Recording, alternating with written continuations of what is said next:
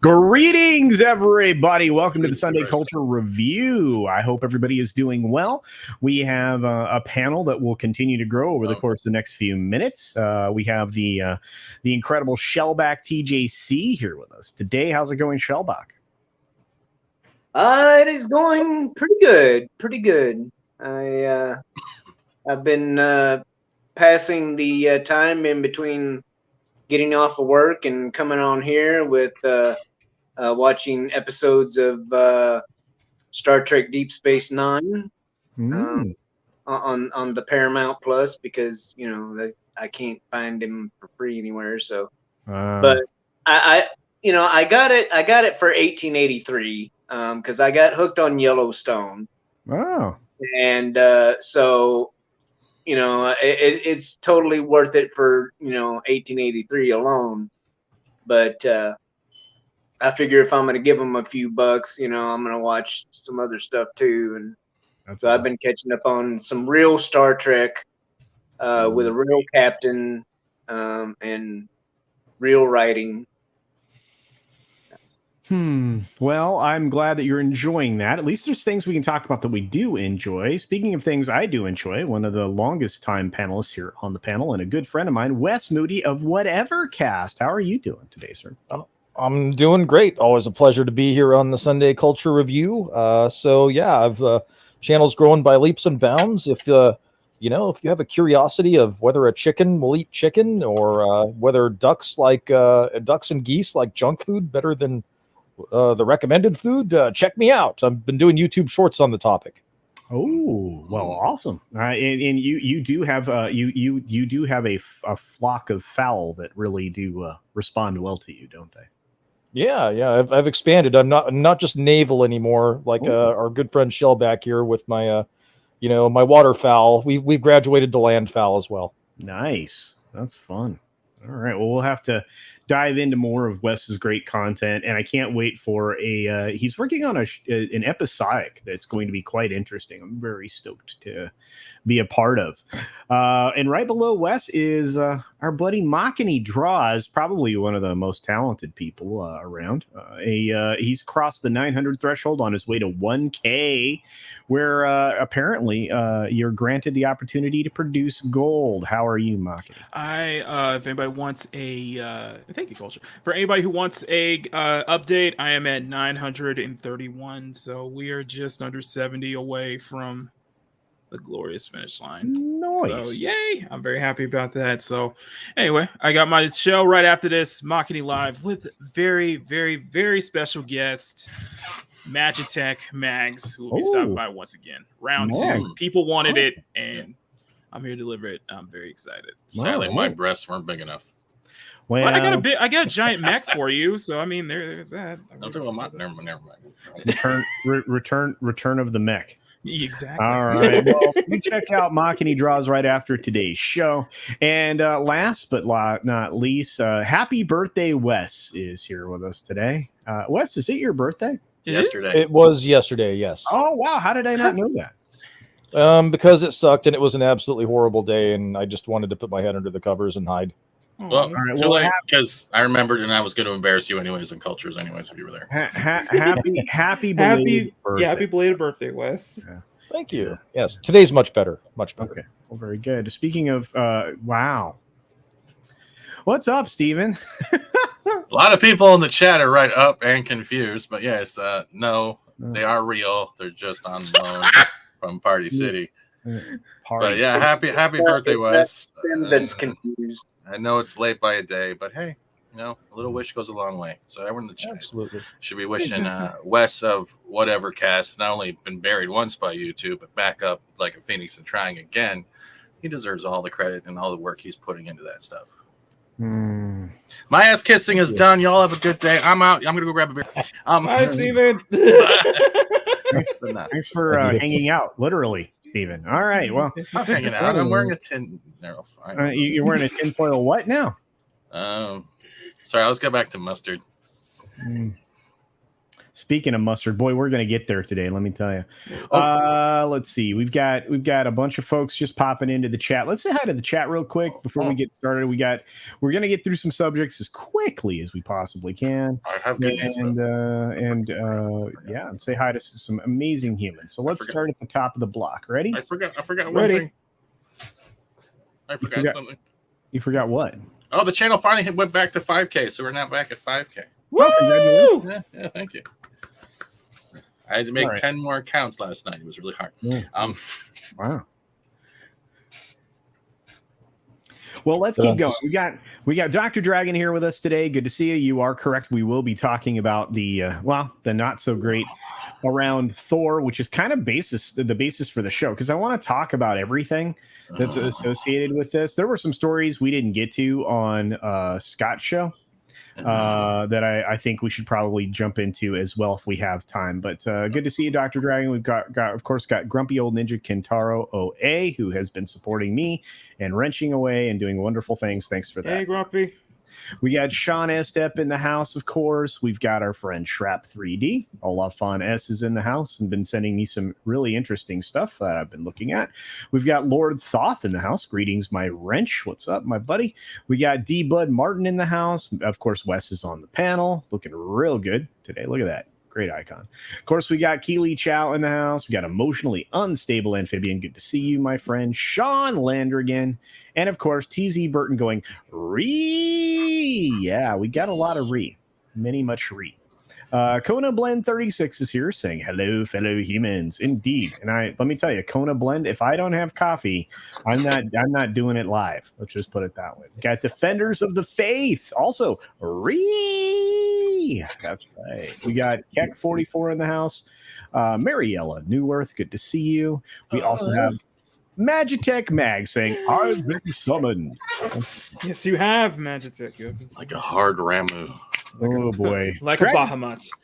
Dragon Master 360s in the house. We got Rob Altus out there. Good to see you. Philip Ademic is here as well. And so many of you are now members. It's almost amazing. I couldn't believe it. I had to add like 50 names. So thank you all for becoming members.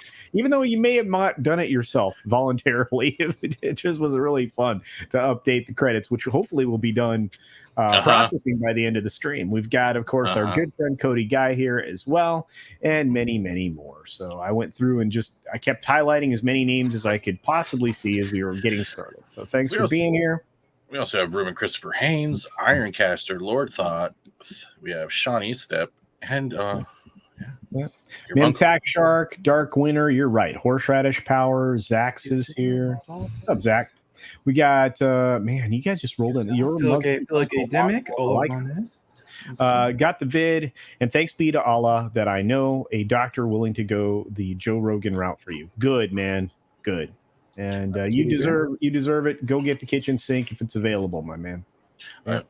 You got $2 super chat from a helicopter tour. We do Pinochet's helicopter tours for $2. My super chat is made of stars. I'm so loyal. That's right. Right now, if you're a member of the channel and you do a super chat, it's a VIP super chat, which gives you this pretty picture. Ooh, they're limited though. They're not for everyone. You would have a blue marker above the $ of your super chat, and it would be for whatever channel they put it on for you. Mine was for Nerdrotics. I don't have it over here, but yes, they do pop up randomly. Well, Eric K also is using that, and for $2, Eric K is wishing Wes a happy birthday. Thank you for that, Eric K. Love you. You are are working. Well, I appreciate your hard work. Of course, Olaf Von S is also using his VIP super chat for €2, saying, "Isn't it pretty?" It is indeed. And Magitech Mags, who's been a member. Oh no, she's been her ass before. Yeah, been a member for 3 months, sends a member chat. Thank you for that. Mags saying, I'm in my Esper form, so I can't help myself. When I hear my name, I feel compelled to be summoned. LOL. Well, I did that. That was me. You got to rub the. I casted summon, basically. There you go. Or he just rubbed that magicite till something showed up. Indeed. Exactly. Yeah, he rubbed it a little too hard. Fat Elvis smashed the thumb, which I hope didn't hurt too badly. Thank you for that, my friend. I do absolutely appreciate it. So for those of you who are new to the show, we try to focus in on 2-3 subjects every single Sunday. And we are going to today focus primarily on what's going on with Disney and box office, specifically Thor. Because let me tell you, this is bonkers what's happening here. No, it's not. It's showing. This even doesn't even have to do with this oversaturation of hero films in general. It shows a lack of character, a lack of creativity, the tear down of what we have. They can't keep canon and continuity, or continuity. My bad.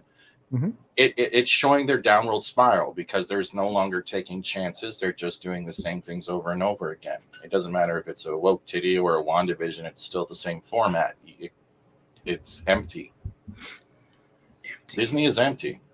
It is. They feel creatively bankrupt, I think is a good way to describe it. Right? Okay, if this was a gas station, it would be Mickey Mouse. It would be a Mickey Mouse sticker saying "I did that" and pointing at it. Okay, that's where the creativity is. Yikes. Wow. Well, speaking of bankruptcy, China has been shutting them down hard. China. Well, I don't know. I mean, I don't know what to say. I mean, we're seeing things tank left and right related to Disney. And thank you for the $1 super chat there. Whatever cast, I appreciate it. Your Muslim uncle sent a member chat. Thank you, my friend. He's been a member for 10 months. Thank you. Assalamu alaikum, my friend. Did you see Paramount's STNW actress attacking fans? No. Which one? New World. Strange New Worlds. I did. No, which actress? Yeah, is it Fatu Hura? Is it Shanae O'Hara? Wow. What? Shaved head. Come on. Wow. But I haven't seen him attack it, but Disney's just bad. What'd she say?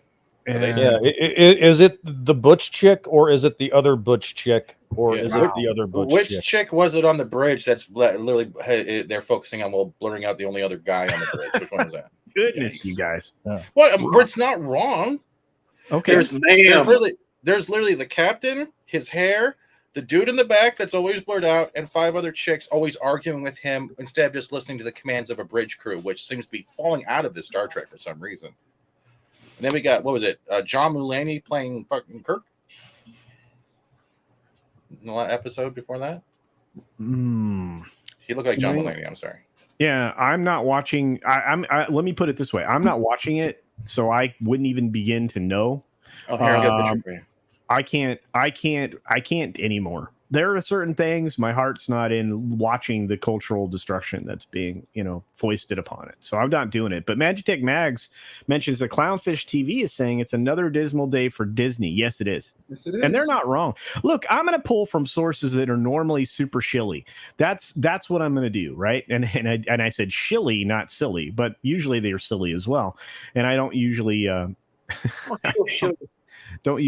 do that. We have oh, look at this. Magitech Mag saying, make femininity great again. Oh, absolutely. That's why I do it in my behind thumbnails. That 100%. That's why I do it in my thumbnails every time I do a stream. Because that's what I do on paper.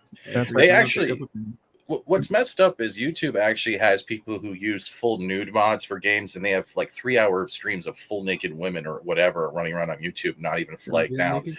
And yoga, I'll have a chick that's like clothed but has a little bit of cleavage leaning on a motorcycle top, and they will flag it for sexual content. That's very interesting. You should probably I did. During the stream. Yeah. Yeah. We've got, look, let's take a look at this first article, because this sums it up, and it's, again, from a shill site. Okay. This is from a very shilly site, Game Rant. Oh, they don't know shit. So we'll bring that in here. Oh, right there. And there it is. Thor: Love and Thunder has a major drop in gross box office. Not loving the Thunder. That's the sub headline. But that's it. But let's put it this way: wasn't it? Fans are also reeing for a trigger warning for the 4-stage cancer thing. And I'm like, why do you need that? They literally insulted the stage 4 cancer, terminal patients, people who've lost, as well as people going through treatment, with the stupid joke of bringing the Neanderthal going in. I saw that fridge with the free candy. Ha ha ha! Here you go, Jane. While you die, have some Cheetos. Like, you don't need a trigger warning. The humor's killing the whole seriousness of everything because it's not funny. Yeah. Sorry. Yeah, let's get into this article real quick and kind of break it down, because we're actually going to look at the numbers. We're going to talk about those as well. Pinochet's, I'm going to get to this first, though. Pinochet's helicopter tours for $5 is so CC and Panel have people stopped supporting Disney, or have they stopped buying their own tickets? Also, status of financial whistleblower case. Okay, let me answer the last question first, and then we'll let everybody kind of, talk about this. But that is still in the investigation process, so they are still sitting on it, and there actually could be a class action lawsuit forthcoming related to the public statements of Chapek during a quarterly, actually the most important quarter, the annual shareholder meeting, where he said that they didn't exercise any specific area or any specific direction of politics. Now, that's not his words, I'm paraphrasing, but there are some people looking into seeing if the stockholders can go after the Disney Corp, not just Chapek specifically, but the corporation, for obviously misrepresenting their stuff when you have employees coming forward and telling you that they are political activists. So we'll see where this falls. But as part of the answer to the question about the financial whistleblower case, that, as far as I have seen, there hasn't been any movement forward. It is still in the investigative process. So, and as far as people stop supporting Disney versus buying their own tickets, I will let Fat Steven take that one first. You want me to read this one? Okay. Yeah. When it comes to Bach, you might. I don't have control of your channel, so I can't really touch the article.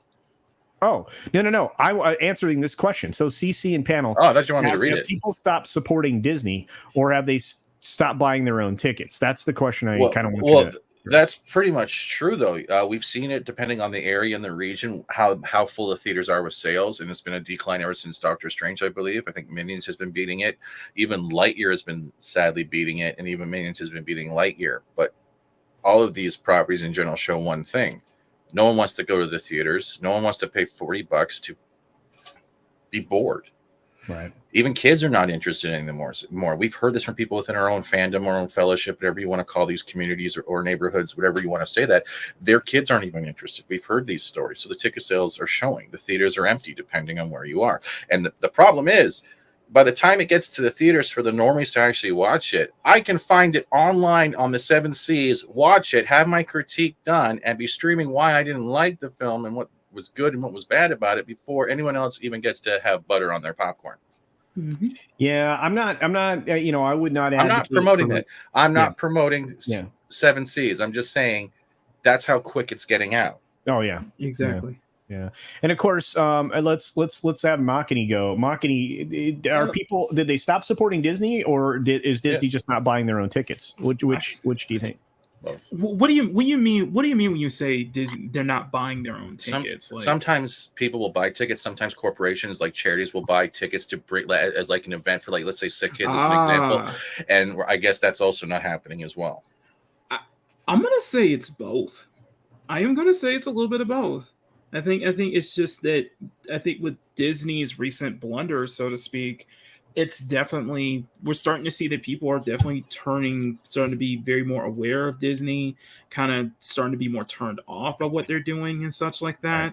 And I know it's I know normies are, I know, the normal population, the movie-going population probably don't know what's going on behind the scenes and such like that, but they're starting to. Yeah, they're starting to, and I think it is having, if not a big effect, at least a slight effect. It's putting everything on notice, and it's making everybody feel somewhat aware, somewhat worried. And plus, you look at the times we're in right now. You look at everything going on.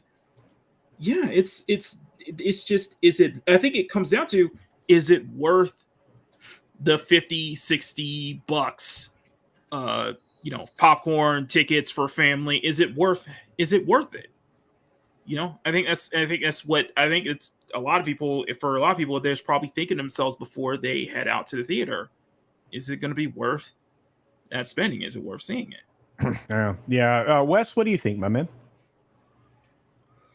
Well, it was funny when you guys first mentioned this whole Thor: Love and Thunder thing. The bombshell. I was like, "What? It overperformed?" And so that's what it would have shocked me. Of course, underperforming doesn't shock me at all. I think that this whole Phase 4 has been a disaster for a variety of reasons, and this just that word of mouth and Disney losing the trust of the normies, the consumers. At this point, it's a damaged brand, and they really need to work hard to get to where to get the trust back that they had. And it's going to be a tough road for them. And I'm just not seeing the changes that are needed. People are paying attention and they're digging deeper into this stuff now. Yeah. And so, whatever virtue signaling you're going to do, it's just not going to work. You really have to actually take some concrete action. I think Ironcaster is making a good point. The real question is it worth seeing now, or just wait till it goes on Disney Plus? Wait till it goes on streaming. And that's always a good question. And I always fall on one particular side or another, as you guys know, when it comes to these things. I don't know. Shellback, you get to go first, but first let me bring in this man of masculinity, the angry Atlantean. He was very angry. He's very angry. Yeah. Anyway, Shellbach, what do you say? Let's get your thoughts, and then I'll give my thoughts. And if anyone wants to venture an opinion, but what do you think, my friend? Do you think, Shellbach? Do you think that Disney stopped people stopped supporting Disney, or Disney stopped buying their own movie tickets? Well, I'm like marketing. I think it's a bit of both. And like I said earlier, other countries like China and, where, certain agendas just don't fly, they're just like, no, we're not going to show this in our theaters, so. Yeah, and I think you're going to see more and more of that, to be honest with you. So that's a good assessment. I agree with everybody that has said, for the most part, that it's a combination of both. I believe that people have stopped supporting Disney. I know that in as many ways as I can, I've stopped supporting Disney, and I'm telling you right now that their churn numbers for their Disney Plus service are going to be horrendous. They're going to have very bad quarters. The next 2 quarters are going to be very bad. I also believe that part of their marketing strategy of purchasing tickets, giving away tickets, all of that stuff. And I mean, we've seen it. We have pictures of people taking in the theater of Captain Marvel, showing that those tickets were supposedly sold out theaters with nobody there. Well, the problem is like we also know that Disney has been going around handing out these tickets to the homeless people across California and LA to get them off the sidewalks, and they've been using them for kindling to keep warm at night. Nobody's watching these films. It's also because let's look at the phase. It's Phase 4 right now, because I lost count. Right, it's Phase 4, Phase 4. Yeah. There's no linking of any of the movies like we saw from Infinity War and Endgame. There was nothing that kept people going like, I can't wait to see what happens next. It's like, I can't wait to see what gets called groomed next. That's what the Phase 4 is with the Disney hanging overhead. It's their Ralph Boner. Everything they've been doing lately, whether it's been from Florida till now, it is causing also that dissension of money, ticket sales, and everything else. There's so many factors that it's just a giant rubber band ball, in my opinion. You make a good point. It's just like, where is Phase 4 leading to? I mean, what's all this setting up? At this point, a Ralph Boner series would probably be the best thing they could do, honestly. It's like a hot Rocky and mess, Bullwinkle. and look, I want to get Atlantean's opinion here. If people stop supporting Disney, or has Disney stopped buying their own tickets? What's happening here? I actually think people kind of fucked off a long time ago. It's just now we're finally seeing the end result. Wow, solid take. All I mean, right, it's I feel you. well, yeah. I mean, think about it.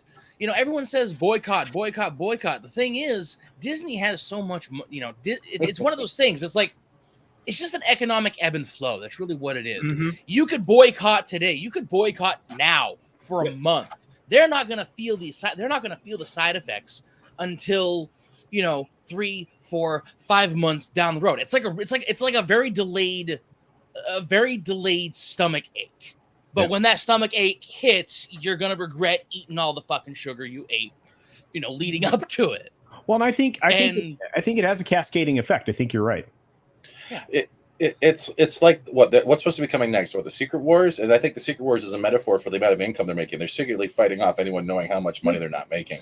But there's even a bigger point here, right? Yeah, Because Magitech Mags for $5 says this: with alternate entertainment like FNT, Comicsgate, live streams, Rippaverse, Daily Wire, Gamergate. We really don't need them anymore, right? Well, I agree. But I don't know.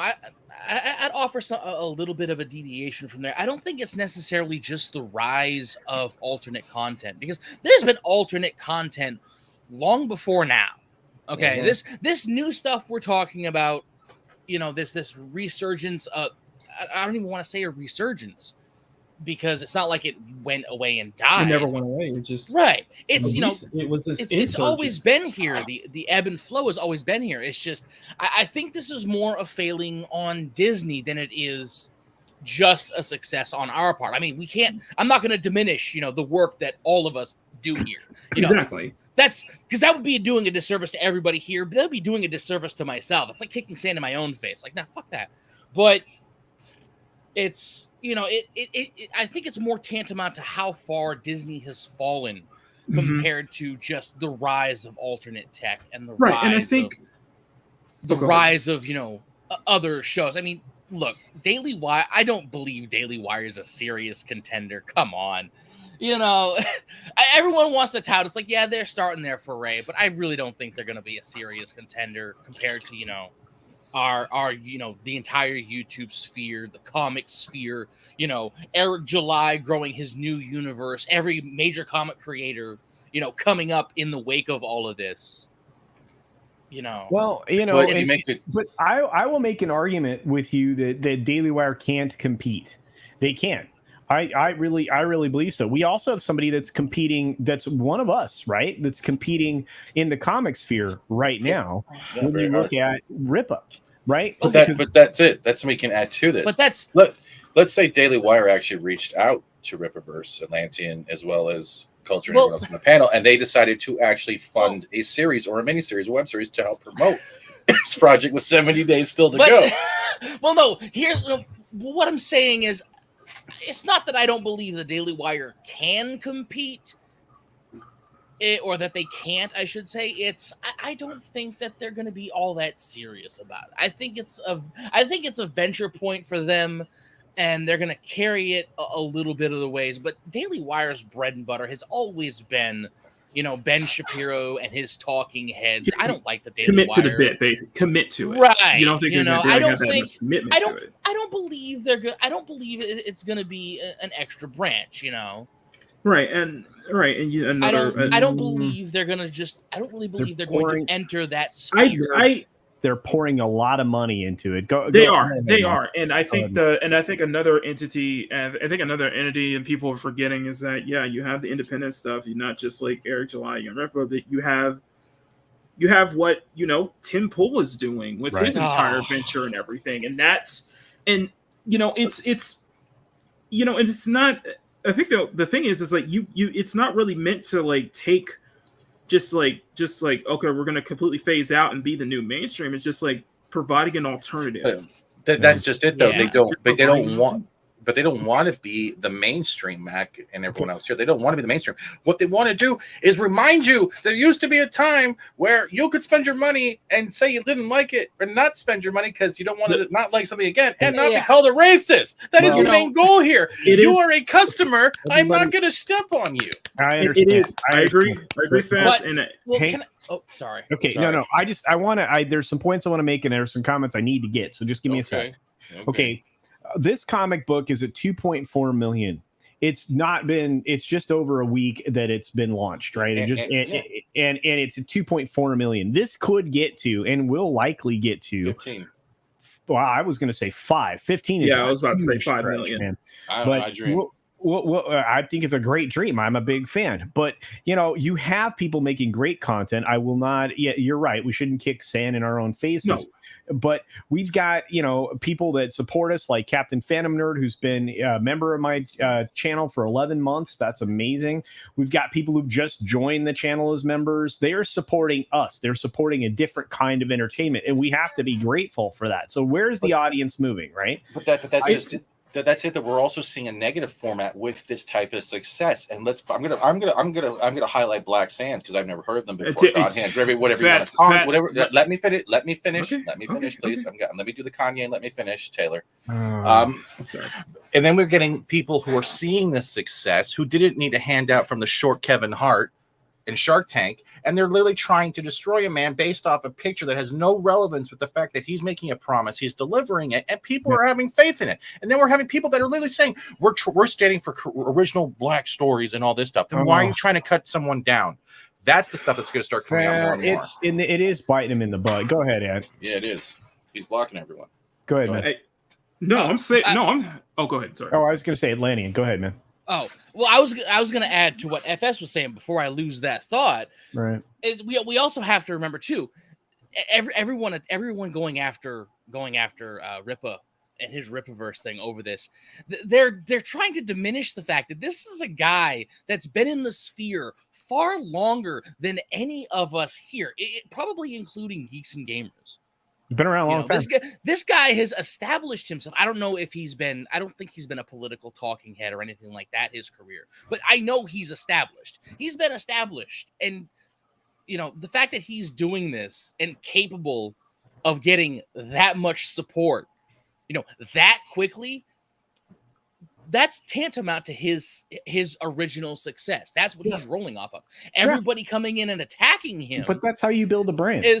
Oh, I know, but he built this brand long before he started this. That's partly why he's getting all the support he is. Right. He's made that effort. He's paid his dues. And everybody coming in and attacking him are just pretending that didn't exist and that he's just here, playing right-wing talking head ideologue who's broken black. Yeah. Yeah. But he's none of those things. And when he gets characterized that way, that he's got kind of a lot of armor built up, a decade of armor built up. That is this is you need to just watch me and listen to me. Speaking of which, for $2, Fat Steven, for $2, Pinochet's Helicopter Tours says. The reason that Disney isn't necessarily buying tickets anymore, he might be right. SEC and IRS eyes are watching, so they stopped buying rows. I think that's probably right. That makes a lot of sense. Yeah. I want to add something quickly to what you guys were just talking about before you ended out. I also think it's another thing. I'm going to call this out because we can go back to Bill Murray with this stuff in general. And I'm going to use the word bitch for a second. It is a bitch move to call out other creators on TikTok and Instagram. That is the bitch backdoor to do. Okay, if you can't do it on Twitter where everyone can see it, or on YouTube, like an adult. You're a bitch. I'm gonna say that right now because that's a bitch move. I can't. Steven, I'm trying to keep the stream monetized, so can we give more super chats, guys? I apologize for every word I said. It's also a female dog for those that don't know in the Webster's Dictionary before they change terminology. I can't say much on this because I will be going into this on Machini Live, and it will come from a very personal perspective. Well, why is that, Mock? Why would that be personal to you? Because I'm a black artist. Oh, that's right. Wait, what? Because that's how personal. Someone said you were Asian. I got confused. Yeah, no, and so in other words, it's going to be very worth your while to check out Machine's stream. But look, I know I've missed a lot of stuff, and yes, there's been a lot of yelling, and I really am not one of those people that likes to yell about things or be overly hyperbolic or whatnot. But I give everybody here latitude to be awesome. And they usually are. So yes, but thank you for popping in here, Tom. Good to see you, buddy. Lots of rants and yelling. That's right. So wait, see what we got. You're the only one I know who has their stream demonetized. Stop putting it as family. I'm not putting anything as family. Culture needs his Sunday show to have his own category on YouTube. It's called "Do you consider this Springer?" Yes, I consider this Springer. That's what you want. Culture. I love you guys. Culture would make a very good Jerry Springer. He really would. He ignores you a lot, Tom. I don't, but that's the difference. It's not yelling. It's not yelling. If it's passion, there's a difference. It's all like, right. So let's get back to the article that I wanted to talk about because it is shilltastic, and we are 35 minutes into the show. So when it comes to box office films and their grosses in terms of movie ticket sales, it's not just a big opening weekend that you need to look out for. It's the drops that happen from the first week to the second. Most films, like 99% of them, have a decent sized drop from one week to the next because opening weekends are when most people try to see them. And I agree 100%. But when you have a major drop at the box office, that's when people take note. And Thor: Love and Thunder can now add itself to that list of films. If you recall, the film last week got $143 million. That's domestic, making it the highest opening for the Thor franchise. Well, guess what? Inflation. And there were less butts and seats. We can talk about the minutia at a different time, but they don't bother to go into that. One of the biggest openings for 2022. Well, okay, but that's a bit of a stretch. My Fly had a bigger opening. Wow. Okay, but for this weekend, it made only $46 million, which is still a good amount, but a 68% drop in gross from last weekend. I can't believe it fell this far because Andre from Midnight's Edge made an excellent argument that it wouldn't fall that far because it didn't earn as much money in the first weekend, so the fall off would be less of a percentage, but it ended up being a substantial percentage. But anyway, 68% drop. While some may not find this troubling, they should. It should be noted that the expansion, with the exception of Spider-Man No Way Home, which had all the hype and buzz and praise around it, the last few MCU films have had big drop-offs of this nature, including Doctor Strange and the Multiverse of Madness, as well as the Maternals. Now, another pattern we can discern from all these films and their drops is that all three had a bit of a divisive reaction from fans and critics at points. Because all three films were hyped to a certain level, and then when the films came out, people at times were less than impressed. Well, that's an interesting way to phrase that, but that's true. What will this mean for the global gross for Thor: Love and Thunder? And this is funny. This is equivocation. We can't say for sure. But if this continues on, we honestly doubt that it'll surpass Multiverse of Madness and its near $1 billion gross. See, they couldn't even say $1 billion because the Madness did not get there. But only time will tell. So that's very interesting, right? So that's the first article that I grabbed. got something from Valiant. He just posted. Go ahead. What you got? Is it you got it shared? Yep. Okay. Boom. Thor: Love and Thunder. There's your domestic, international, worldwide, and if you go down, bam. How long has this film been out? 2 weeks. This is its second weekend. Yeah, 2 weeks. And Minions is look at that. Yeah, we all know Minions is gonna do well. Actually, no, Minions had a good drop off too. Holy shit. Well, they usually do. I mean, yeah. Kids movies like that generally do. I know. Shout out to Valiant Renegade. Sorry. Not necessarily because of their own quality, but you usually don't take them kids. So those numbers you just had up on the screen, Steven, and I wanted to kind of talk about them. So the numbers that he threw out there was the projected at the end of the run was about 750. I'm replying and I'm muted. So what he's saying is Thor 4 did exactly what I said it would do in 2 weeks ago. The movie will end its run at around 650 to 700 million. 700 million. I agree with him. Yeah, that's what I no way. And he was also predicting, because I'm doing this, I've been watching this stuff because he gets kind of interesting with numbers, like a lot of people do, is that we'll probably see this on Disney Plus within a 30-day, 45-day mark after releasing theaters, because this movie is just bad, in my opinion. And the word of mouth, I think, is killing it. Well, it's got it's word of mouth is bad. It had a 2/3 drop for a reason. I mean, 46 million week from week, and this is where it could end up 712, maybe. I don't know. I mean, I think it's going to be rough. And there's no competition in the theater. There's no reason for this thing to have the kind of fall off. That's not true. There is competition for theaters right now, and it's called gas prices. Oh, that's true. Well said. And Minions. No. Yeah, that is true. But gas prices. Is it worth driving to the theater with my family, paying for the popcorn, the drinks, and everything else? And depending on how late it is, whether or not we're going out for dinner and going back home and paying, is the gas worth the watch to the film?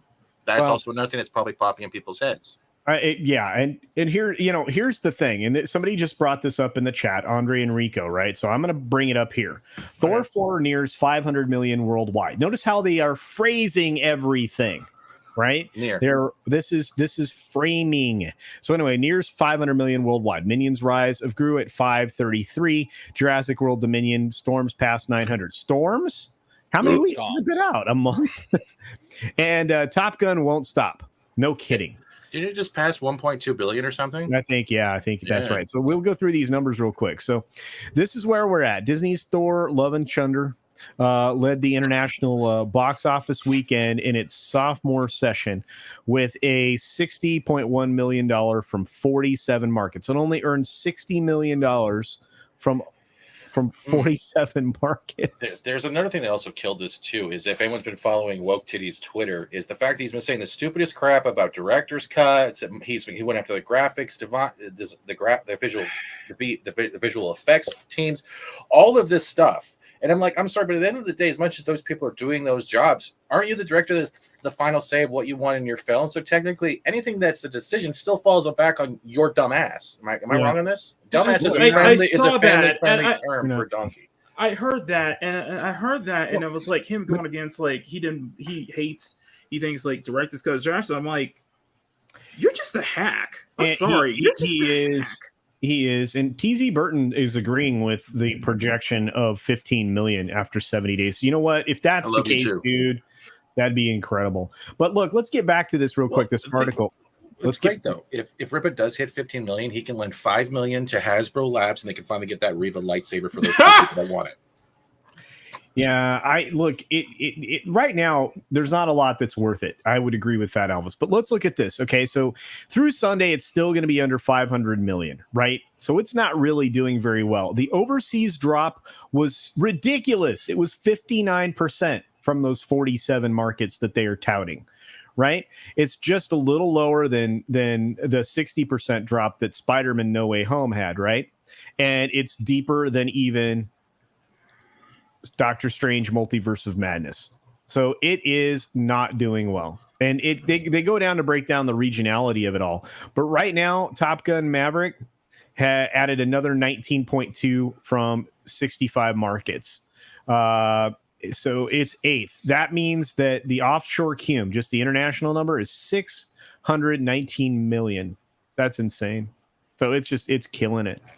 So, okay. It's all about the framing of this article, though. They're really trying to make it seem, in my opinion, that this film is doing great. It's gangbusters, and anybody who pays attention knows that's not the case. Can anybody argue with that? Yeah, it's so entertaining that I have mostly watched 2 seasons this morning of the original '97 X-Men cartoon because I just need to get more Thor in my body. Yeah. Well, look, we got the Gilk Man rolling in here with $10 super chat. Good to see you, buddy. Thanks for that. He says, Yeah. It says, hail, much love to all. Much love to you, brother. Miss you.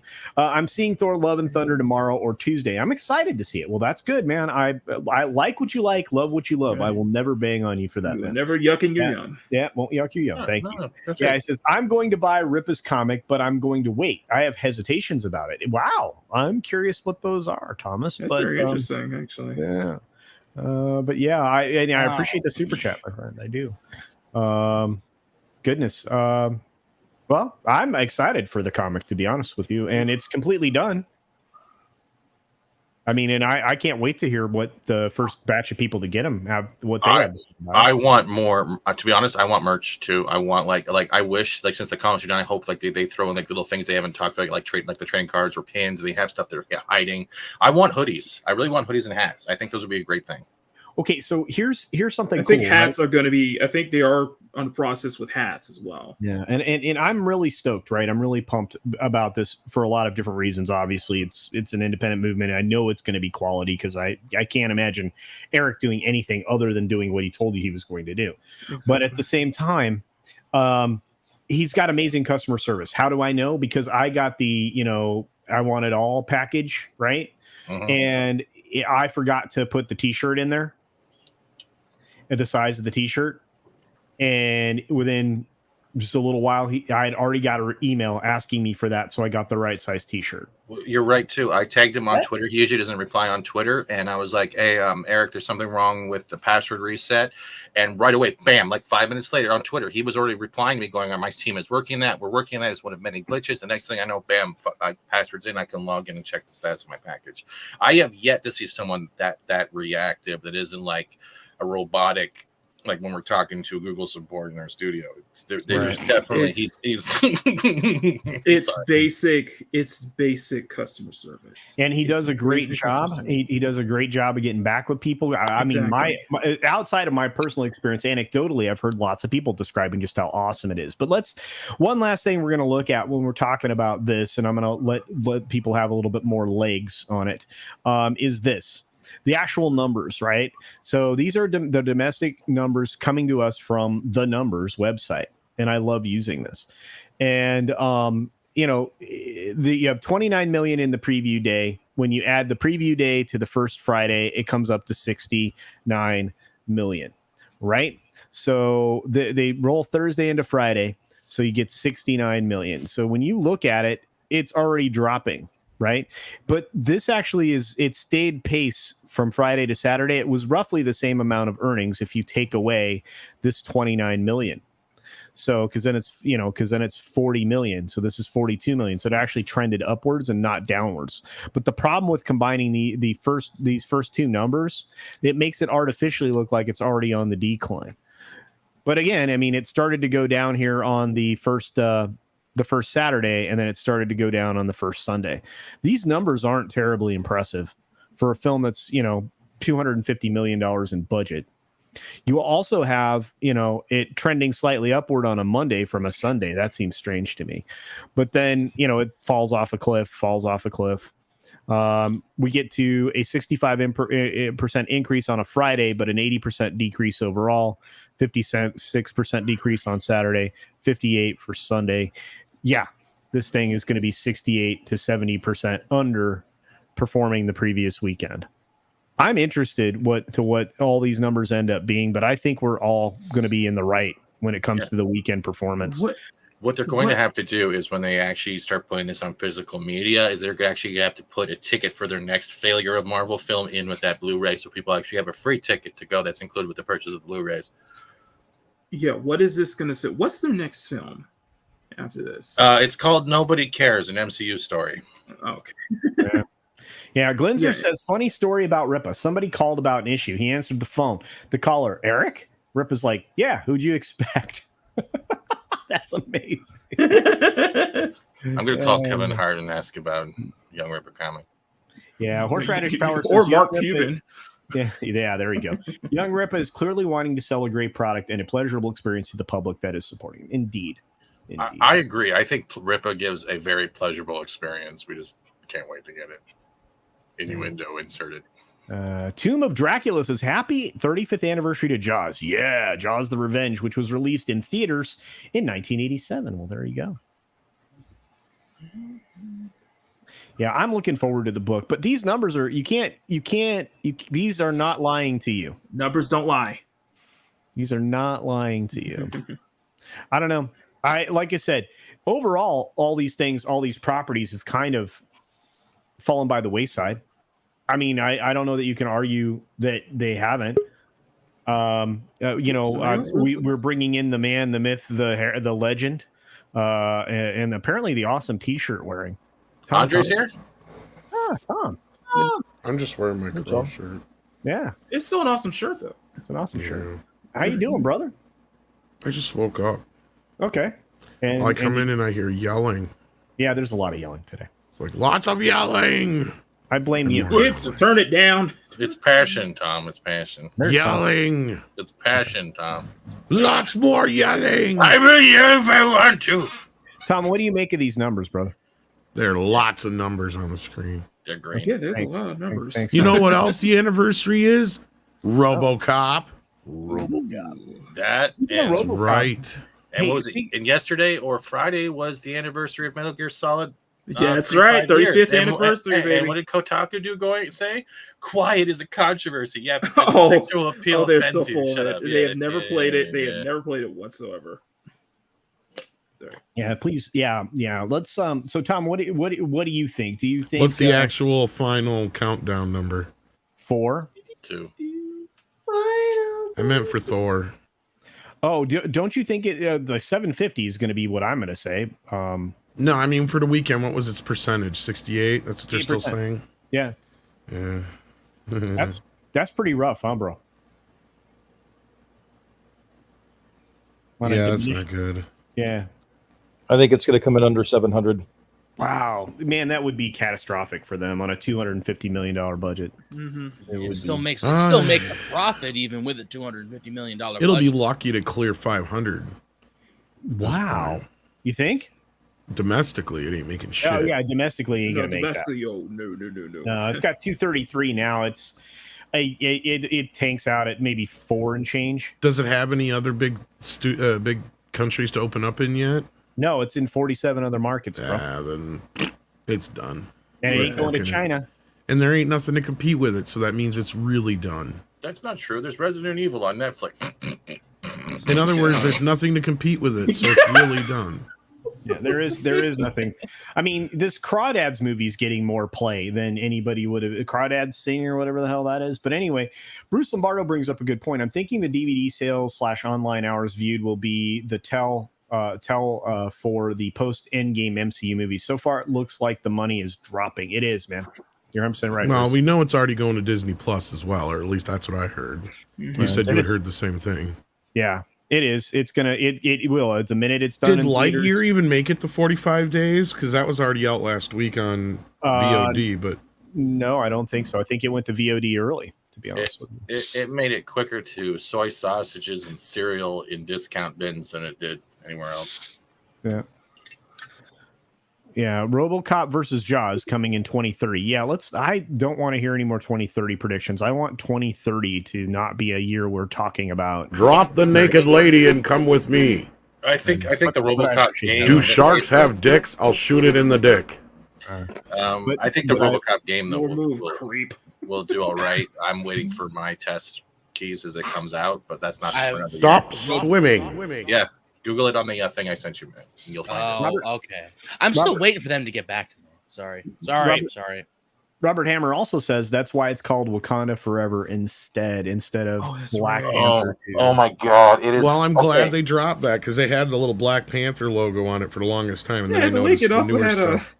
Also had a certain Riri Williams show up in the promo footage. She's in a lot of shit. The Ironheart character, I find this suit very, very bad compared to what you should be going for. They're literally giving her like a ghetto Iron Man suit. It's like Samus.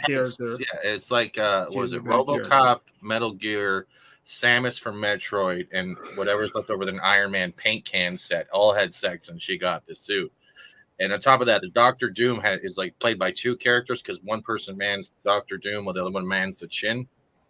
Because that chin looks really weird on the mask because we haven't seen the leaks.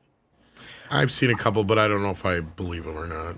It would fall in line with but it would fall in line with the whole Seagal leaks that Jason Seagal, from How I Met Your Mother, is actually going to be playing the character that eventually becomes the Thing within She-Hulk. So I think if they're trying to link all these things together to introduce the Fantastic Four that way, we've already got Reed Richards, which came from Multiverse of Madness. We get the character. No, I've heard he's not going to be playing him though in the movie, like I predicted. Really?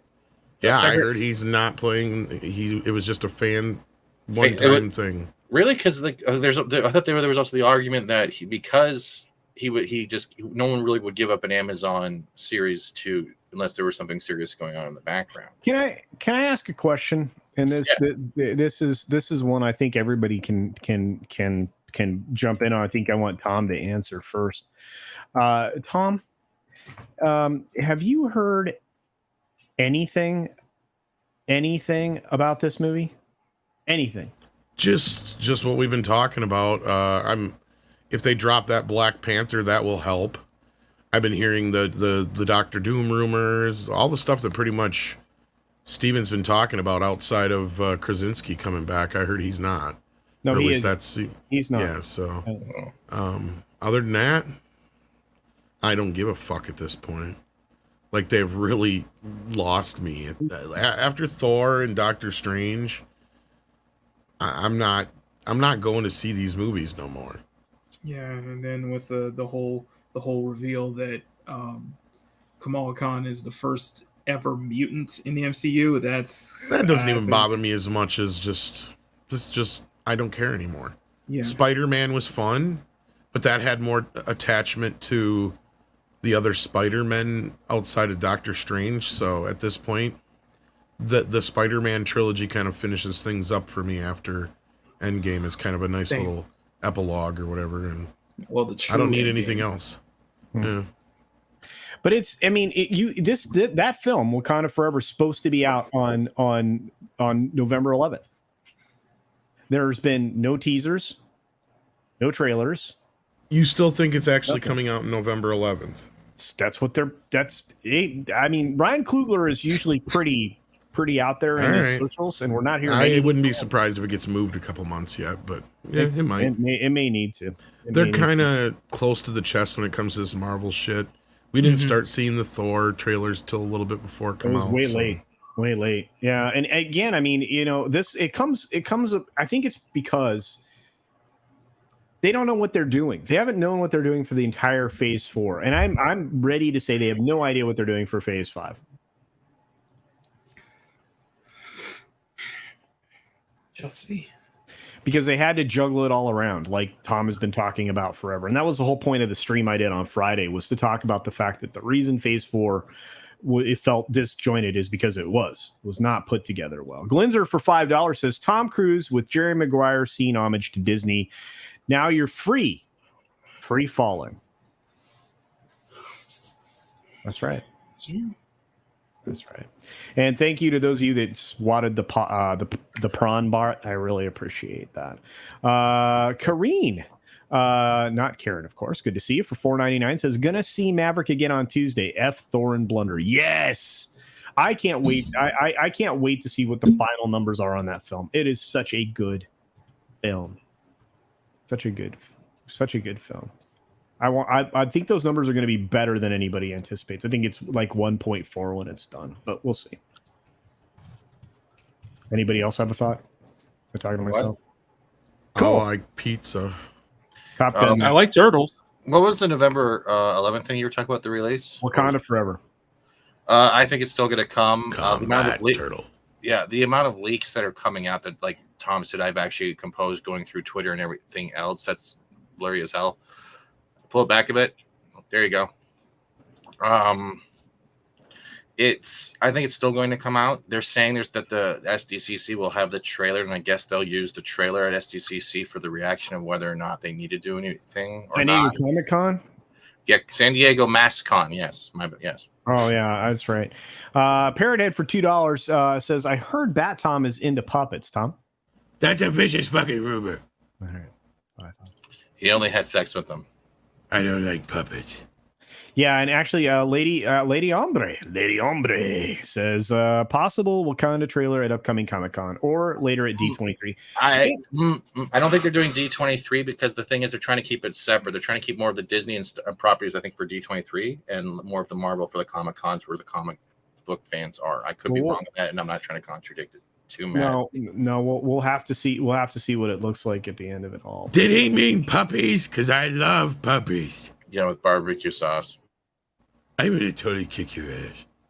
You can't even lift your leg. Eric is sitting down right Only now. when I'm drunk. All right. And Das Wolfen says something brilliant. It's all because Victoria Alonso has put herself into the process, so they all have the message that furthers, the political stuff. So there you are. Well, it's not just that. I just don't give a shit anymore, right? Like, nobody does. I don't care about any of these fucking characters anymore. Thor was like one of the closest ones in Spider-Man, or the only ones I give a shit about. I don't care about Kamala Khan. I don't care about Captain Marvel. I don't care about fucking Shang-Chi. I don't care about the Eternals. I don't care about any of these other fucking characters. I barely care about the Guardians of the Galaxy. And that's just because of, I love the first two films. But at this point, I'm not even looking forward to that because I don't even know what the fuck they've done to them. And I don't care about any of these secondary characters. You guys know how I personally feel about this girl and that boy, to where I don't need redundancy. Riri Williams can go fuck herself. I don't care. Right? Like, there's nothing in this movie besides Doctor Doom that is bringing me in. And at this point, unless Doctor Doom's fighting the Fantastic Four, what the fuck is the point? Tom also added something else. I think that was last week on another stream. It's also the fact of the disrespect they're doing to Black Panther in general, and whether or not that whole I think what was it? The memory of how this film is delivered toward Chadwick Boseman's character could also destroy the Black Panther franchise, right? Could. Yeah, I mean, Chadwick Boseman. I mean, it was. Well, the problem is you've got all the fans that are either they're like me, where I'm like, just leave him alone. If you're gonna have him be in the universe, just have him be in the background, being king and whatever. Yeah. Other people are just like, let him die. Other people are like, recast him. And I'm like, the last two to me feel a little bit too disrespectful and too soon. And we're already getting another movie, so it doesn't matter. I guarantee you this is going to start out with a damn funeral. It is. Mm-hmm.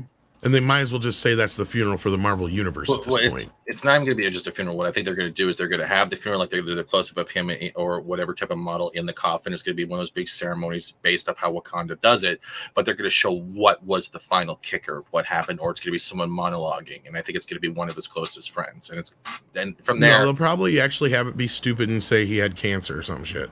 Oh, what, vibranium cancer? Stage 4? No, they'll come up with some stupid shit.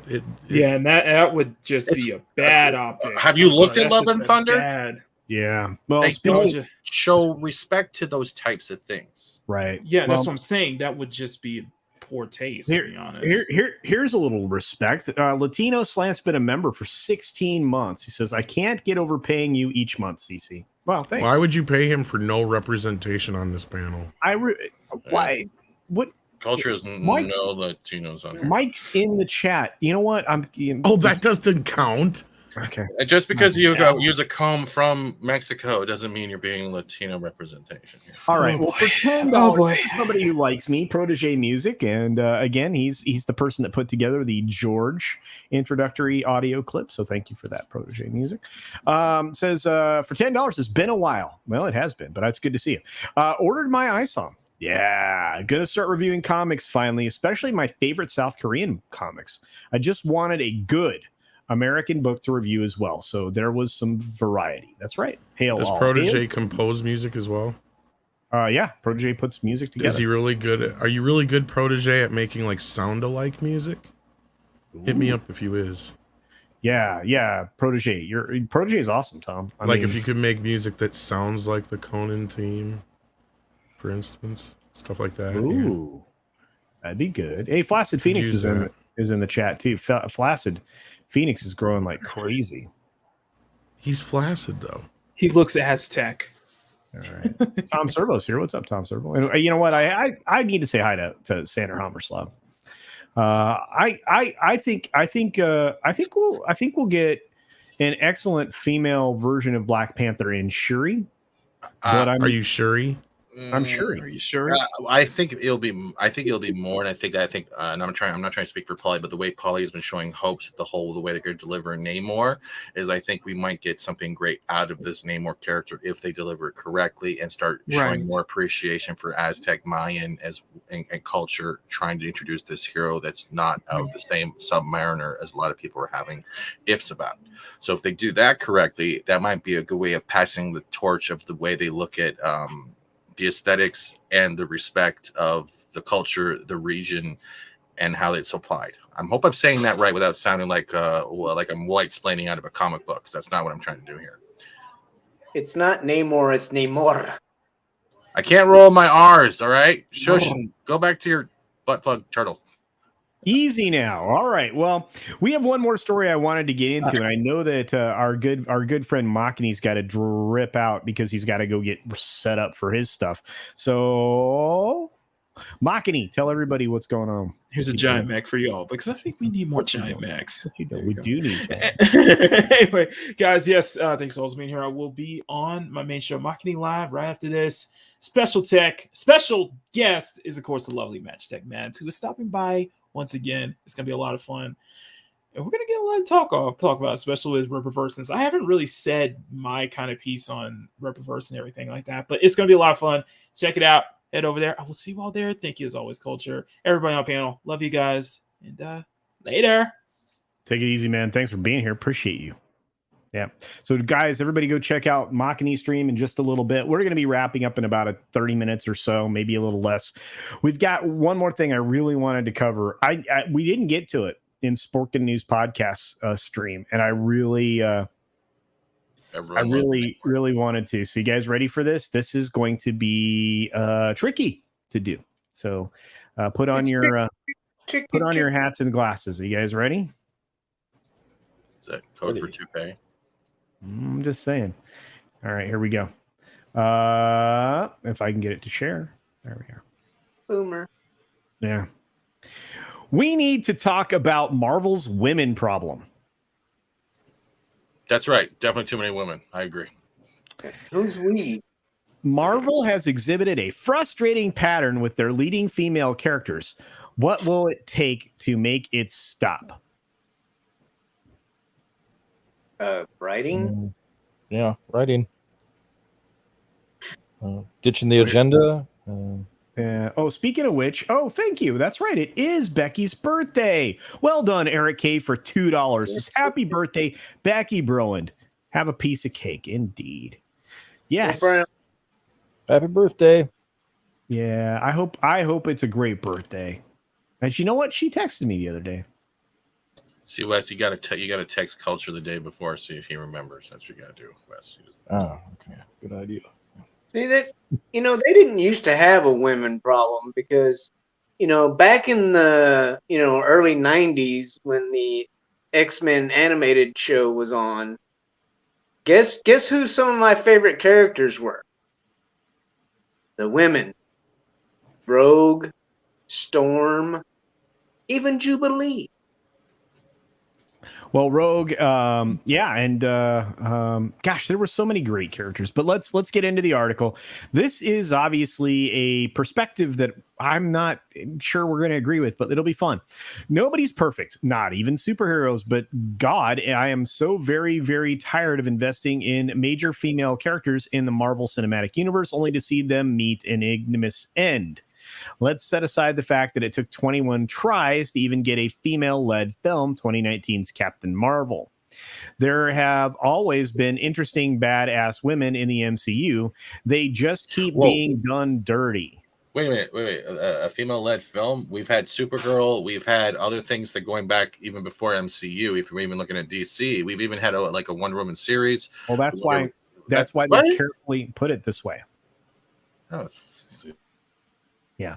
The men of the MCU routinely save the day, seemingly with 9 lives to spare. Not that I'm complaining about having more Tom Hiddleston in my life, but for the love of the Norse gods, how many times has Loki been brought back from the dead?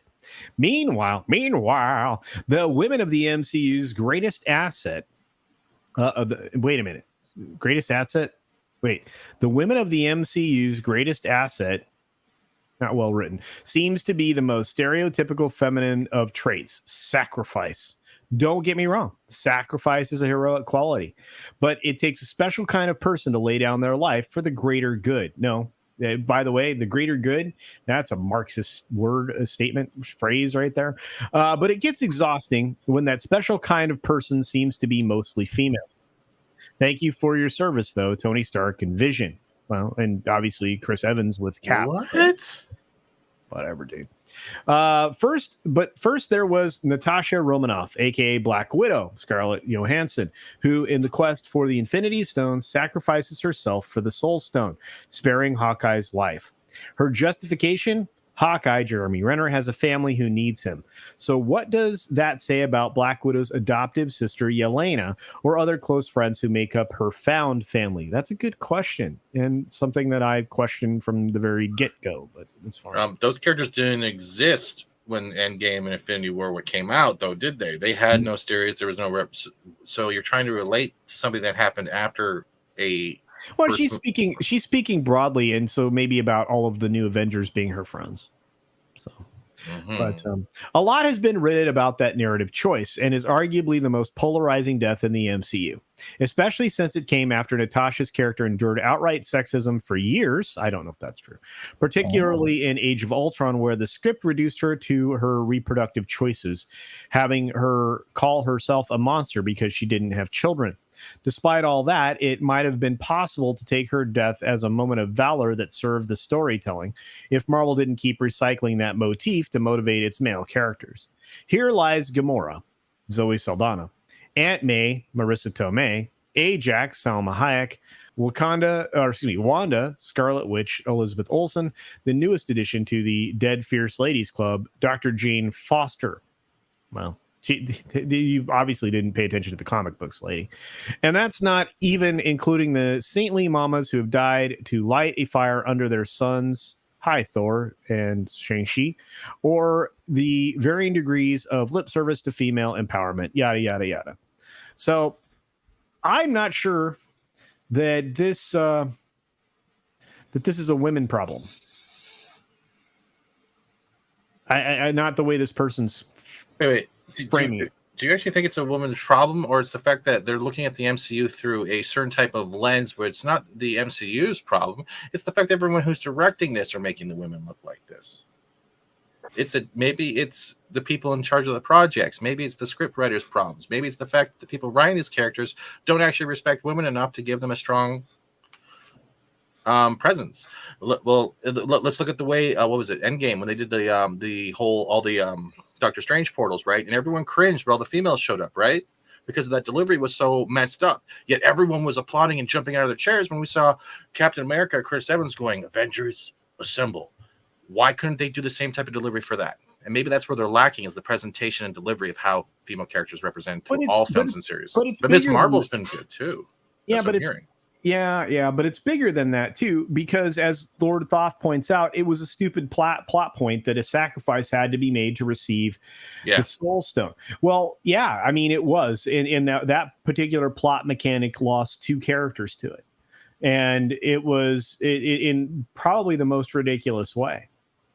You know what I mean? So it's incredibly frustrating, especially since they destroyed their own lore with the Loki show, where all of these Infinity Stones were being used as freaking paperweights and stuff. I mean, it's a bad story mechanic all around. Right. And of course, there are dumb points in the article. I mean, that was the whole point of me bringing it up. I'm not even going to finish it. If you want, it's over on Entertainment Weekly, and it's rough. I can't wait to see how Ironheart is going to get her suit, especially if she's in this Wakanda forever. Like that's the thing I'm going to wait and see. Are they going to do the Batwoman thing and it's going to fall out of a plane, or is she actually going to rob some type of like hidden cache of Tony Stark to build this suit? How far are they going to go into the comics, or how far are they going to go into their own story making, and whether or not it's going to work? Didn't she steal it? Yeah, that's what I'm saying. Yeah. Well, Magitech Mags makes a good point. Captain America delivering the Avengers Assemble was a good payoff. Yes, to the culmination of the team coming together. The all Women Power Assemble felt forced. The all the women coming together on one point on the battlefield, which would never happen. So you could get the A-Force preview, right? Anybody else have a different opinion of that? Atlantean hasn't said much in a minute. I don't know. That's unusual. I haven't really had much I want to say. I mean, yeah, you know, we're talking about films that are you know, we're talking about a film trend and trying to analyze why it's failing. And on some level, we have to respect the fact that superhero films and just comic book films in general have been a thing since the early 2000s. Right. Okay, we're going on easily 15, 6, what are we in, 2022? I want to say, what was it, Spider-Man 1? Like the original Sam Raimi Spider-Man came out, what, 2001, I believe? 2000? Oh, before that, you had Blade in 98, man. Right, but okay. Blade was good. Blade, I mean, yeah, there were some comic book films, but I mean, like the actual what got their foot in the door was Sam Raimi's Spider-Man films. Right. True. You know, it didn't set the trend on fire, but it proved that in the right hands, and Sam Raimi's a fucking great director. Right. You know, you can do something great. But what's like, we're going on 22 years of comic book films. 14 of that has been nothing but 23 MCU films, a bunch of shows. You know, it's like at some point we have to stop the analytics trying to figure out, oh, well, why is this failing? It's like the trend is 22 years old. It's going to die eventually. It's not something. No, because then I'd be out of a job, actually. But no, I don't think it's failing. I think it's just bad movies. Because you had movies before Spider-Man too, Batman in '89. Then you also had but the X-Men before Spider-Man. But it is a cycle, Tom. I mean, we see to a point. Yeah, it's just going to go like westerns and head to television, and it's their own fault for making shit movies, just like in the '90s before Spider-Man came out. Yeah, because they killed it themselves. They had the momentum with Batman, and they fucked it up with making movies like Spawn and Steel and shit like that. And that's where we're at right now. We're in the Spawn and Steel fucking era of shit. And this is why I agree with Andre on why Thor is the Batman and Robin of fucking the Marvel universe, because that's exactly what it is. That's the same era we're in. We're getting nothing but garbage. Yeah, I think you're right. I think, but that's and I think Atlantean's right too. It's the trend's falling off. We're going to a new trend. We're gonna, and it's been long overdue for that to fall apart, I think. But Olaf von S makes a good point. Black Widow's movie should have been in the spot where they put Captain Marvel. I agree. It took too long to get there. All I know is this. I think, because we need to answer these two questions. I think it's oversaturation. We have had 6 Marvel movies since Black Widow. Yeah. Normally we have 2 Marvel movies a year. But now we've had Black Widow, Shang-Chi, Eternals, Spider-Man No Way Home, Doctor Strange, and Thor all in the matter of a year. What about Venom 2? Does that count too? Yeah, you could technically count Venom 2 as well. So that's 7. Yeah. Yeah, it's too much and too little respect for the actual. And that's just it. None of them are any good. Spider-Man No Way Home is the only one anybody can argue is a decent film. Shit, you can even count Morbius, so that's 8. Yeah, Venom and Morbius is Ironcaster. Venom 2 and Morbius, yep. And New Bomb Turk is 100% right. They are trying to catch up post-pandemic. Well, they just did. We're not even talking about the DC films we've gotten and other. And we're not even talking about the Marvel television shows. No, which are marginal at best. And I know a lot of people here, a few people here do like them. I'm not attacking you. I'm saying the shows have been okay. I guess here's my bigger question to the panel then. Do you think the Batman failed more so because of oversaturation and people are just getting tired of the Batman, or do you think it had more to do with the 3 hours and Pattinson problem? Pattinson's mouth. Can I say both? Yeah. Thank you, Atlanta. Yeah. I think both. think both. So- But look, we need to wrap up. So because and Latino sounds right. It's a genre of film that is fatigued. I think fatigue might be the right word. I think that's true, and I think that speaks to what Atlantean was saying. There wouldn't be It's fatigue that if point it of was diminishing good. returns. Yeah, that's what I'm saying. I agree with Shelley. Yeah. I don't think that's the case. Like all three issues, all of them are the yes, all of But it. there's also, I think, well, I want to throw that also. I think also another thing is that what we're getting is this oversaturation, but they're also making it. They're literally in a way saying they're trying to aim it more for the normies and the generations of the youngers that they're trying to not say the older fans are a part of anymore. So literally, they're coming at it with a delivery in such a way that it's like they're calling them retarded without calling them retarded. Yeah. It's retarded entertainment. Think about it. It's literally like you're dumb enough to just get enough what I'm telling you, even though we haven't done enough research to tell you that you're just welcome to retarded entertainment. That's pretty much what it is. That's kind of what I mean. Is like if they were still coming out with movies about characters we care about and storylines and eras that we care about, because that's the thing that most people are griping about Thor, right?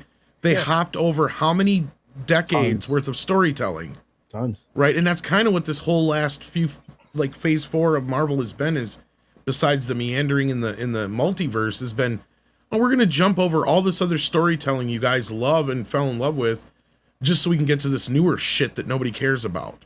That's what I think the bigger problem is, to be honest with you. Because I'm saying this, okay, look at how well Spider-Man No Way Home did. That to me shows there is no fatigue if you put something out there that people want to see and is good.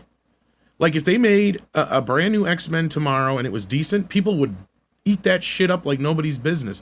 Same thing with, I think the Batman problem is people are sick and tired of the same old Batman, right? Like a lot of people were trying to claim like it was fresh and new. It's like, no, it's the same fucking thing we've seen for the last 5 Batman movies. In fact, it's almost the same shit we've seen since the Michael Keaton Batman movies.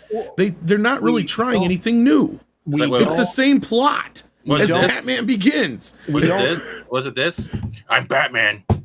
That didn't help. But that's what I'm saying is you had a complete. I think we're at a point where if you put the right package together and people want to see it, you're going to be able to make $1.5 billion, $2 billion easy, just like Spider-Man did.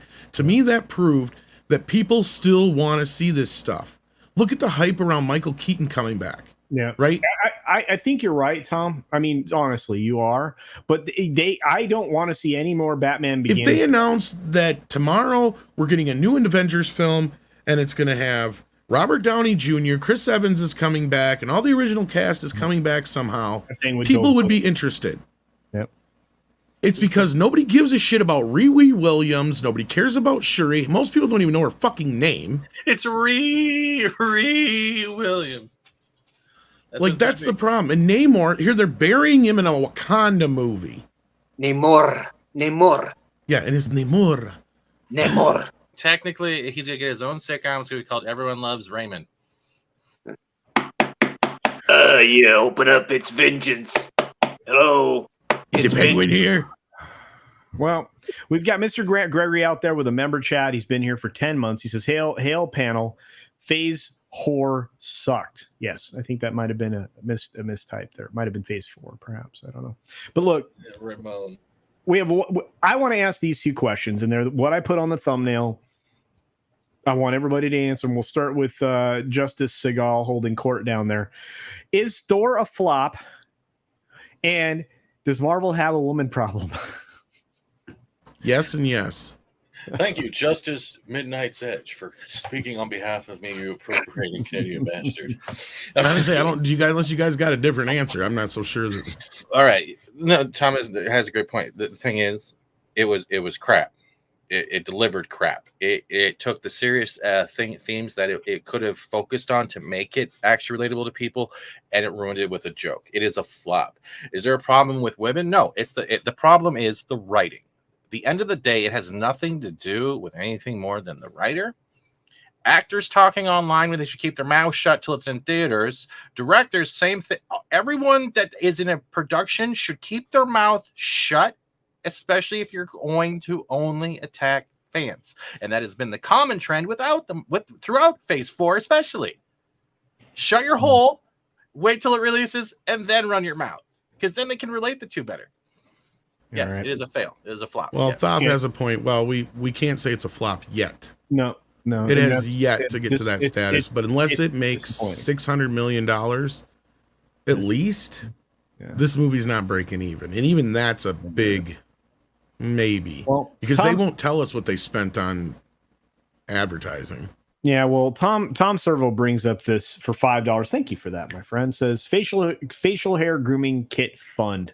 Hail CC. Well, thank you for that, Tom Servo. I appreciate it. But we also had a member chat from and this is something that's important, right? From our good friend Tina Bojan. Just remember this. After 20 months of gold member, thank you for that. Says, never fear. Loki season 2 is coming to save the MCU. There you go. Yeah.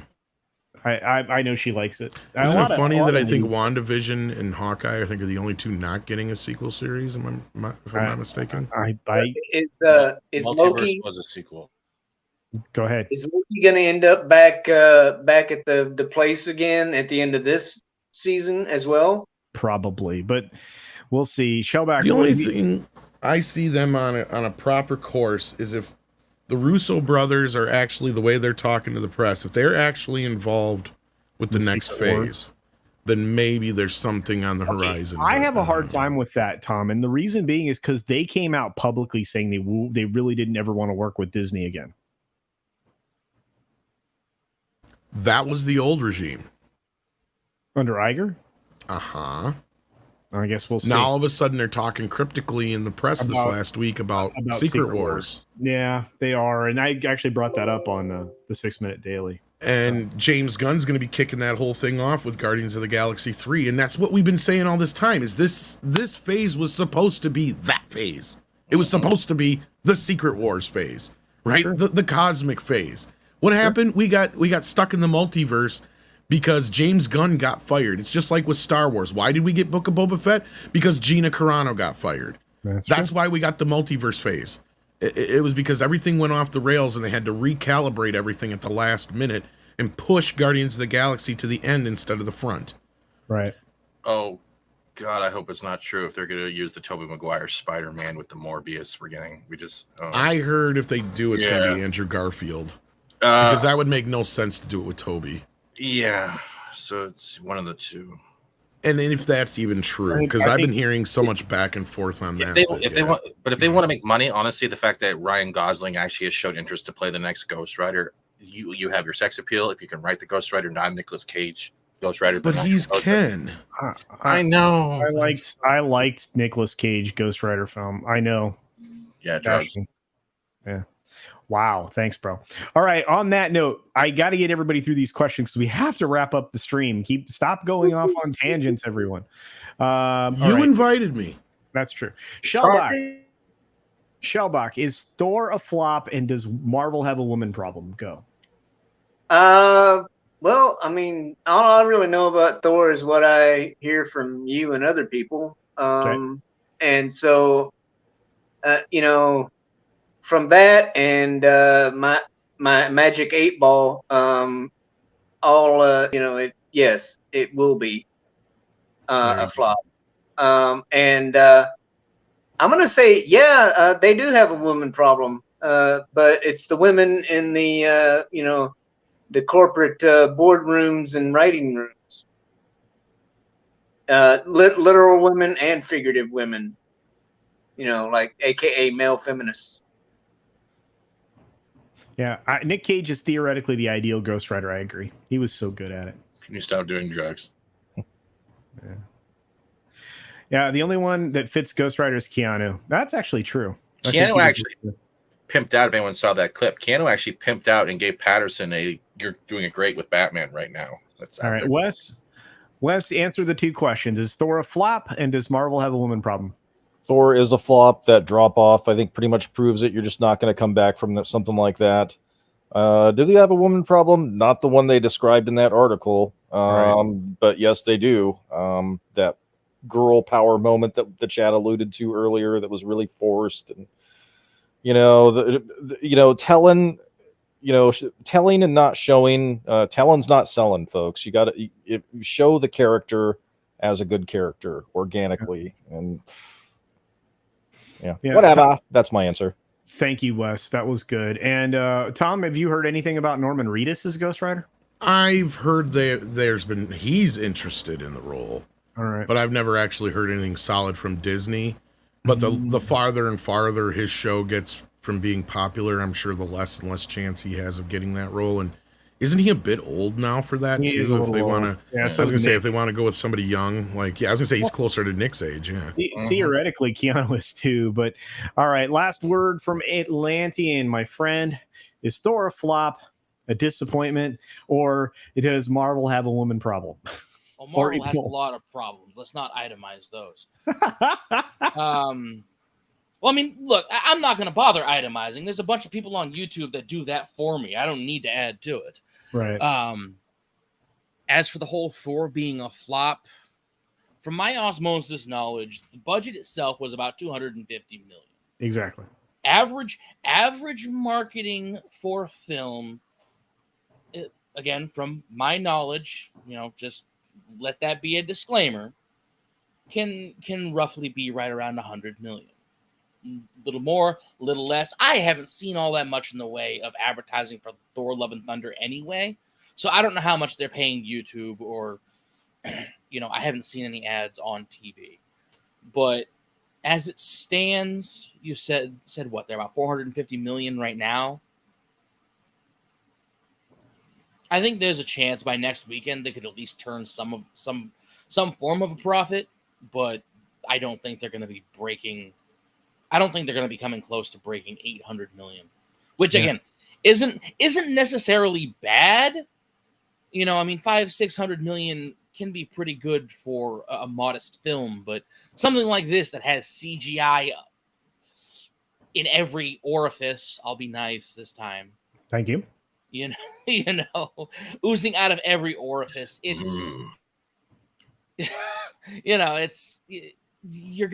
most of the budget is probably gone to, the computer graphics and the effort gone into that. Not that it was very good if you pay attention. If you take Taika Waititi, what's his name? Taika Waititi, titties. Yeah. I don't know his name, but if you listen to him mocking the graphics and everybody else, the CGI wasn't that great for what they paid. Yeah. But they more than likely will turn some form of a profit in the end. Nothing gargantuan. Yeah. Nothing to write home about. I mean, it's a mediocre film in a mediocre market. Nobody's going out. There's a lot of factors going into this, including the fact that people generally are probably getting tired of superhero films. I think that there's a lot to that. I think there's a lot of reasons. But CJ is joining us. CJ is joining us from India. Says, "What's the next Indian movie you're planning to watch?" Well, my next review is going to be on Bahubali Part 2. But Pushpa is going to be something I watch in the next couple of weeks. I have kind of a list that I've been working on, courtesy of all the amazing viewers that we have in India on my channel and others. But yeah, Pushpa is in the very near future, my friend. So do keep your eyes out. But Bahubali Part 2 review is this next Thursday here in the States. So thank you for that. There's a lot of great films out there right now, and I'm really focused in on what SS Rajamouli has been doing, with his filmmaking, and I like I said, I was really excited to see both KGF Part 1 and 2, and I'm looking forward to Part 3, which is in production right now in India. So anyway. Long way to get around that. We had a couple other things I wanted to mention. I think that Marvel has an issue with women, but not anything like I think someone else said that was. I think it was Wes that's related to anything in the article we were reading. I think it is in. Not actually getting quality women's stories out to market quickly. Black Widow should have been done way sooner. Captain America should have been done much better with better writing and all of that. But we've got a couple supers I got to get to real quick, and then we will do elevators and get out of here. Thanks for being here, everybody. You guys make the show happen. We would not do so without you. One last question from our friend Pinochet's helicopter tours for $5. With the success of Terminalist, would Hollywood chance returning to revenge drama genre? Kersey, Dirty Harry to or it would violate the message with current day crime. I think Terminalist is going to be one of those things that's few and far between coming out of Hollywood here in the States, because again, it would not support the message that they're trying to get out there. Anybody else disagree with that? No, and in fact, one of my channels that I'm subscribed to, the Liberty Doll. I don't know if anybody's heard of it. Heard of that? Yep. Her, but she, she's big, like a big 2A channel and stuff. And yeah, with what they're trying to do with the Second Amendment, it wouldn't really. I don't really see them trying to promote, a Dirty Harry comeback or whatever. Isn't John Wick effectively an example of a Dirty Harry comeback? Kind of, sort of, yeah. I don't know. I'd be kind of wanting a Dirty Harry comeback over a Dirty Sanchez comeback. Easy now. All right. Well, I'm going to leave that there. Go ahead. No, sorry, I won't take it. It's fine. All right. Okay. Eric K for $5 says, "You bigots! Thor: Love and Thunder is the biggest movie ever called Thor: Love and Thunder this year ever. It is stunning and brave." Would you like to call the biggotist? It's the biggest movie ever. The biggotist? The biggest.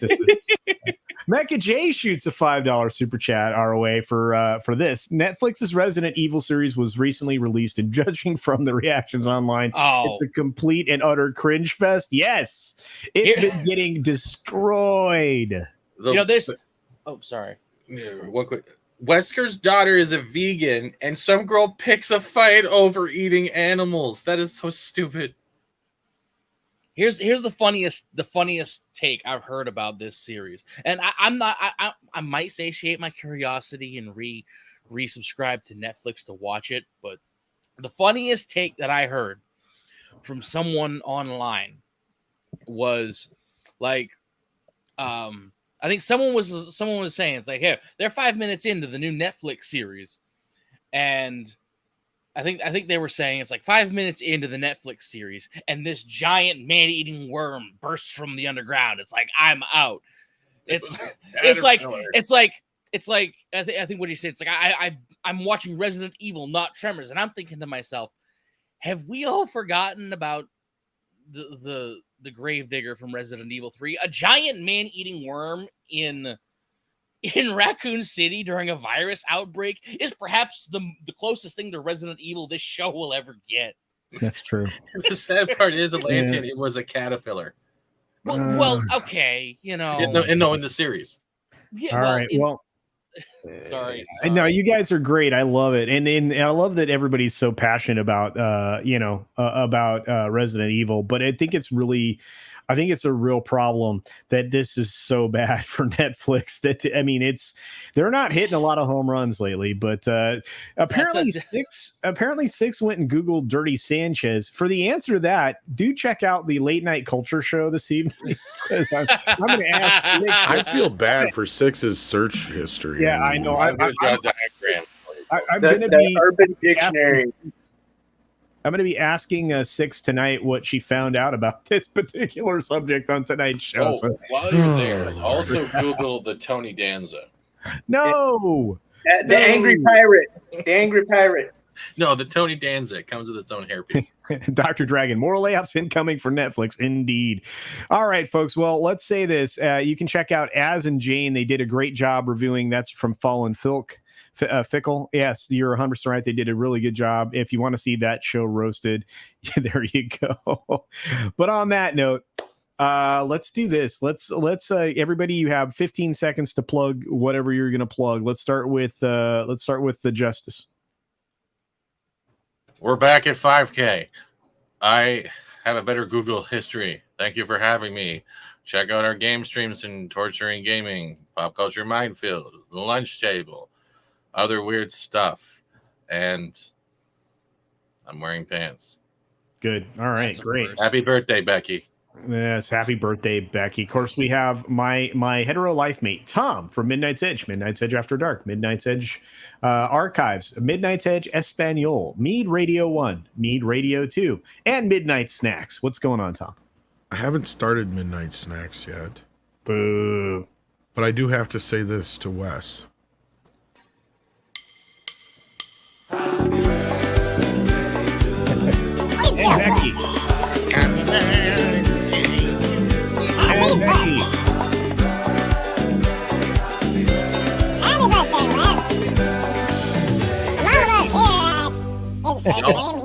Y'all want to buy some crack? Thank you. And also Becky. Of course, we had a special guest today. He's an angry Atlantean, just an ant today. He's special. Ant the Atlantean. That's okay. All right. Promote it. No, I got nothing to promote. You did a video game thing. I did a video game thing. Hold on a second. Hold on. I got noise. I got noise in my ears, and I don't know. Twitter's going ape. Yeah, I did a Mortal Kombat video. I want to say, was it like about a week and a half ago now? Mortal Kombat. Mortal Kombat Fatality list. That's up there. Go check it out. I don't have any mojo to push anything right now. I'm sorry. Fatality. All right. Well, very good. Thanks for being here, man. I love it when you pop in. Of course, we got the Shell here. Hey, phrasing there. Yeah. Oh, Jesus Christ. Oh my God, stick it in. Okay, Shellbach. You're not promoting anything on the show. Yeah. So tomorrow, around 6 p.m. Pacific time, if you would like to, waste an hour, come on by my channel where we talk about things on the Yelling at Parked Cars warm up. We talk about things like, what an awesome POTUS we have now, and his great parenting skills. Fun. Well, and yeah. Thanks, Shell. And then last but not least, my buddy, my pal, my friend, Wes from Whatever Cast. Wes. Hey, thanks for having me on, and happy birthday, Becky. And thank you guys for the birthday wishes. So yeah, you can find me over at youtube.com/whatevercastofficial, and to talk about current events, pop culture, whatever the heck I want to, and you'll occasionally see some YouTube shorts with water and landfowl. It's I know Becky's it's weird. birthday too. That's right. That's what I was saying. I like. There's too many women in Marvel. Gary Busey. Gary Busey cosplays as Aunt May in the next Spider-Man film. All right. Well, I'm going to remind everybody, go pop in and raid Machini for Machini Draws. He's doing his draw stream right now. You will get to hear some rage about what's happening with the campaign around ISOM for Mr. Eric July, Young Ripa. So go check out that stream. I linked it in the chat. You can also get the other links from everybody else here as well, and also in the description. With that, we will finally wrap the show. I want to say thanks to all of you who contributed in all of the ways that you do. You guys are incredible human beings. I appreciate each and every one of you. And, Karate with infinite patience. That's right. Be sure to check out the late night culture stream tonight, and also check out Lorena Creole's channel for Welcome to Florida this evening. Right before that, we have updated credits. Finally, they rendered in time. So be sure to take care of yourself, take care of others, wash your hands, of course, because it's good hygiene. And until next time, wash your ass. Bye.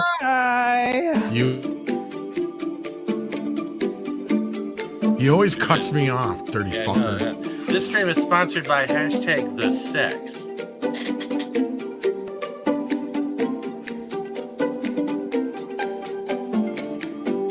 What am I supposed to say? Subscribe, like, share. Have any of us checked in on Mondo Merc? Haven't heard from him. Oh, shit. I haven't seen Walton either. Is he still alive? I caught him fucking a tree. Oh shit, was it the one out in the park or the one that had the plaque in front of it? It was a stump. He was doing the stump hump. Oh, so is it the Oh my same God, stuff dude! as You're gonna Gummy give Bears? me. These names are going by too fast. Can't even see them. Culture, slow it down. Culture, the meth is